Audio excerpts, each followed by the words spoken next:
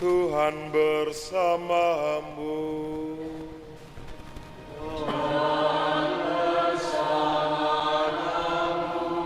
Inilah Injil Yesus Kristus menurut Santo Yohanes.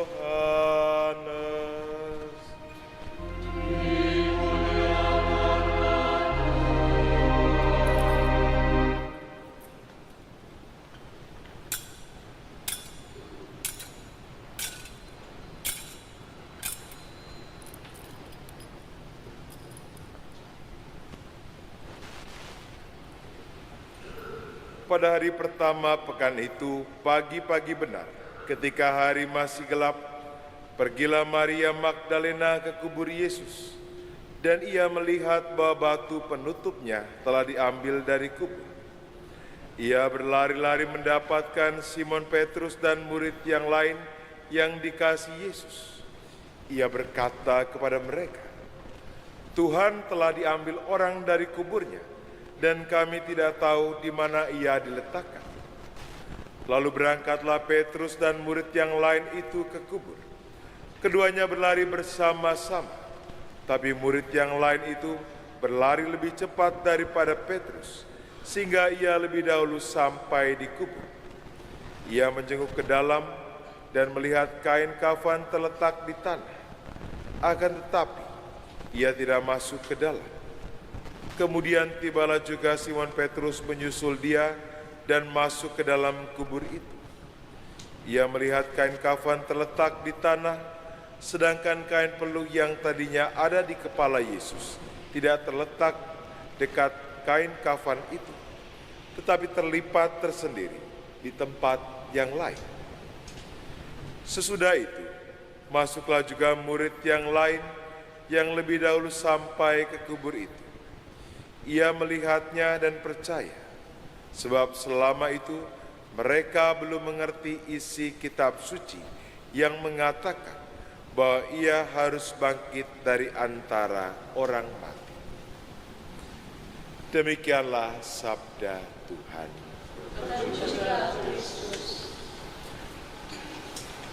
Bapak, Ibu, dan saudara-saudari yang terkasih dalam Kristus, bacaan Injil pada hari ini pada bagian pertama dikatakan bahwa pagi-pagi benar ketika hari masih gelap, pergilah Maria Magdalena ke kubur Yesus dan ia melihat bahwa batu penutupnya telah diambil dari kubur.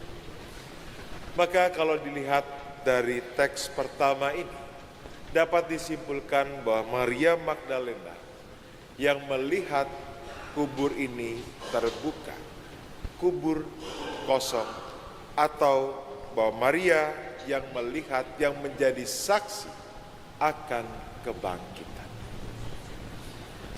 Bagi saya menarik dalam kisah kebangkitan.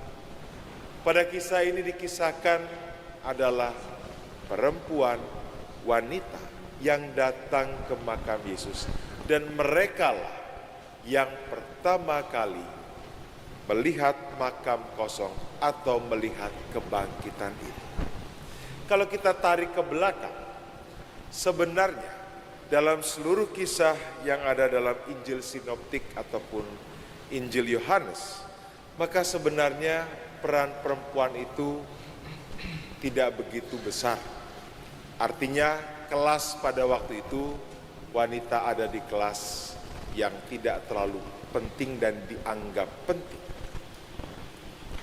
dan selalu menjadi korban dalam situasi-situasi sosial. Wanita yang berzinah, dia ingin dirajam, dibunuh.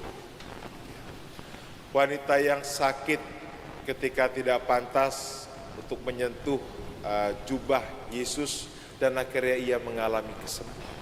Ataupun dalam konteks-konteks yang lain. Tetapi justru dalam kisah keseluruhan hidup Yesus, wanita-wanita ini yang tidak dianggap penting dalam situasi masyarakat, justru sebagai pribadi yang setia dan menjadi atau mengambil peran sebagai saksi kebangkitan. Dikatakan ketika kemarin kita mendengar kisah sengsara, apakah dikisahkan para murid itu menemani Yesus? Bisa jadi menemani, bisa jadi tidak. Para murid seakan-akan itu menjadi tersebar, takut. Bahkan yang mengusap wajah Yesus adalah Veronika, seorang perempuan.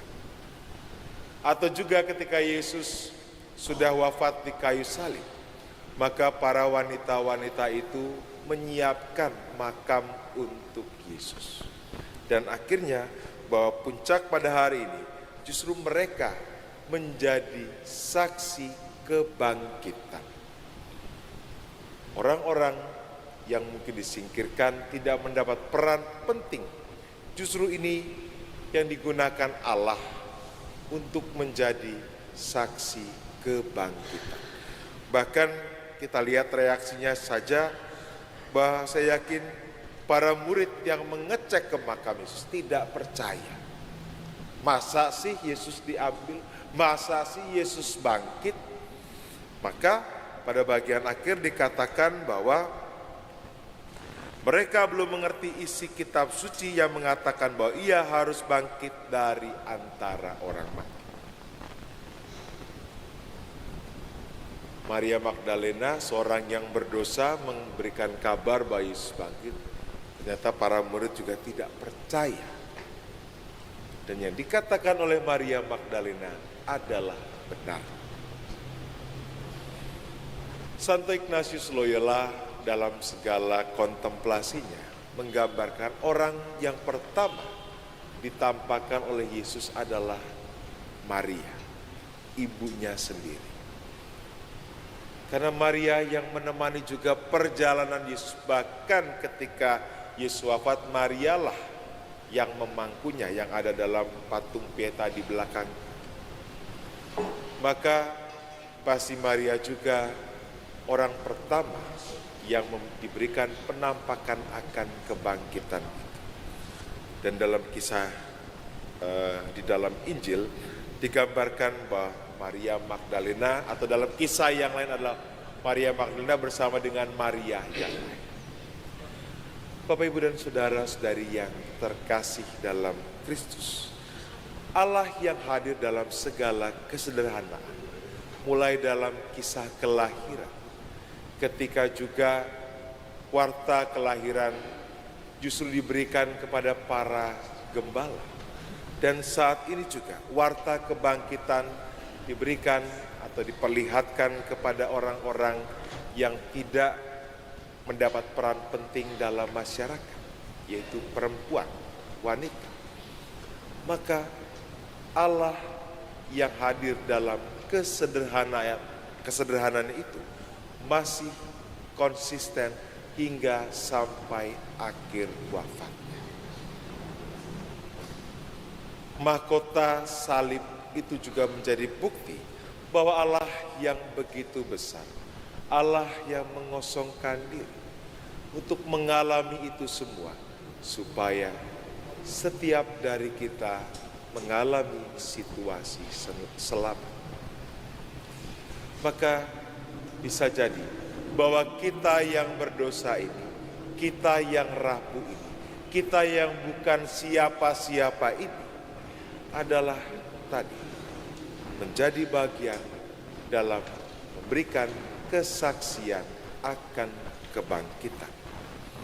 Maka tema perayaan Paskah adalah kebangkitannya, sumber pengharapan dan kebahagiaan. Yang menjadi sumber kebahagiaan dan pengharapan adalah kebangkitannya itu. Dia yang hidup kembali, yang menjadi harapan bagi kita semua. Kita yang berdosa, akan ambil bagian dalam karya keselamatan. Dia yang bangkit inilah juga akan membawa kita, menawarkan kepada kita kebangkitan kekal juga. Maka inilah yang dimaksud dengan menjadi sumber pengharapan dan kebahagiaan. Tentunya ini juga bukan untuk diri kita sendiri, maka kita juga membawakan pengharapan, kebahagiaan itu kepada banyak orang. Maka dalam semangat kebangkitan pada Paskah ini, kita mohon rahmat kepada Allah. Sebagaimana Maria Magdalena dan Maria yang lain, yang dalam kesederhanaannya dijadikan sebagai saksi kebangkitan bagi para murid dan bagi banyak orang. Maka setelah merenungkan kisah sengsara dan juga pada hari ini menerima kabar akan kebangkitan, kita pun memberikan kesaksian akan kebangkitan Kristus kepada banyak orang dalam kesaksian hidup kita. Amin.